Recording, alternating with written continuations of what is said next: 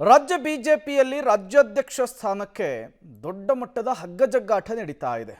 ಎಲ್ಲ ಬೆಳವಣಿಗೆಗಳ ನಡುವೆ ಬಿಜೆಪಿಯ ರಾಜ್ಯಾಧ್ಯಕ್ಷ ವಿಜಯೇಂದ್ರ ಬದಲಾವಣೆ ಪಕ್ಕಾನಾ ಅನ್ನುವಂತಹ ಪ್ರಶ್ನೆ.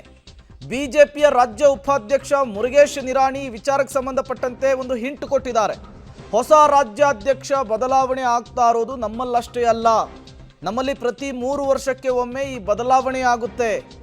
ಎಲ್ಲರೂ ಕೂಡ ಒಪ್ಪಿಗೆ ಕೊಟ್ಟರೆ 2ನೇ ಅವಧಿಗೂ ಕೂಡ ರಾಜ್ಯಾಧ್ಯಕ್ಷರು ಮುಂದುವರಿತಾರೆ. ನನಗೆ ಯಾವುದೇ ಜವಾಬ್ದಾರಿಯನ್ನು ಕೊಟ್ಟರೂ ಕೂಡ ನಿಭಾಯಿಸಲಿಕ್ಕೆ ಸಿದ್ಧನಿದ್ದೇನೆ ಅಂಥೇಳಿ ಬಿಜೆಪಿಯ ರಾಜ್ಯ ಉಪಾಧ್ಯಕ್ಷ ಮುರುಗೇಶ್ ನಿರಾಣಿ ಅವರು ಈ ಹೇಳಿಕೆಯನ್ನು ಕೊಟ್ಟಿದ್ದಾರೆ.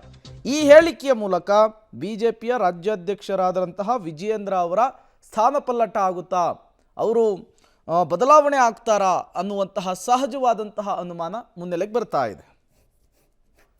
ಸರ್, ಈಗ ರಾಜ್ಯಾಧ್ಯಕ್ಷರಾಗಲಿಕ್ಕೆ ಹೊಸ ರಾಜ್ಯಾಧ್ಯಕ್ಷ ಕೇವಲ ನಮ್ಮ ಕರ್ನಾಟಕದಲ್ಲೆಲ್ಲ ಇಡೀ ದೇಶದಲ್ಲೇ ಆಗ್ತಾ ಇದೆ.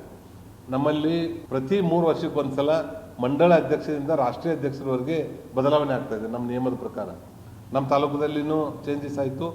2ನೇ ಅವಧಿಗೆ ಎಲ್ಲರೂ ಒಪ್ಪಿಗೆ ಕೊಟ್ಟರೆ 2ನೇ ಅವಧಿಗೆ ಅವ್ರು ಮುಂದುವರಿಬೋದು, ಇಲ್ಲಾಂದ್ರೆ ಅವ್ರು ಇರೋದೇ 3 ವರ್ಷ. ಇವತ್ತು ನಮ್ಮ ನಡ್ಡಾಜಿ ಅವರನ್ನು ಚೇಂಜ್ ಆಗ್ತಾ ಇದ್ದಾರೆ. ಆ ರೀತಿ ನಮ್ಮ ಜಿಲ್ಲೆಯಲ್ಲಿ ಜಿಲ್ಲಾಧ್ಯಕ್ಷರು ಚೇಂಜ್ ಆಗ್ತಾ ಇದ್ದಾರೆ, ನಮ್ಮ ಮಂಡಳ ಅಧ್ಯಕ್ಷರು ಚೇಂಜ್ ಆಗ್ತಾ ಇದ್ದಾರೆ. ಈ ರೀತಿ ಬದಲಾವಣೆ ಆಗುವಂಥದ್ದಿದೆ. ಅವರು 1ನೇ ಅವಧಿಗೆ ಆಗಿದ್ದಾರೆ, 2ನೇ ಅವಧಿಗೆ ಆಗಬೇಕು ಅನ್ನುವಂಥ ಒಂದು ವಿನಂತಿಯನ್ನು ಅವರು ಕೊಟ್ಟಿದ್ದಾರೆ. ಅದ್ರ ಸಲುವಾಗಿ ಅವ್ರು ಮಾಡಬಾರ್ದು ಅನ್ನುವಂಥ ಒಂದು ಓಪನ್ ಆಗಿರುವಂಥ ಒಂದು ಟೀಮನ್ನು ಸಹಿತ ಬೇರೆದವ್ರು ಮಾಡಬೇಕು ಅನ್ನೋಂಥದ್ದು ಇದೆ. ಅವ್ರು ತಾವು ಕಂಟಿನ್ಯೂ ಆಗಬೇಕು ಅನ್ನೋಂಥದ್ದು ಒಂದು ಟೀಮ್ ಇದೆ, ಅವರು ಆಗಬಾರ್ದು ಅನ್ನೋಂಥದ್ದು ಒಂದು ಟೀಮ್.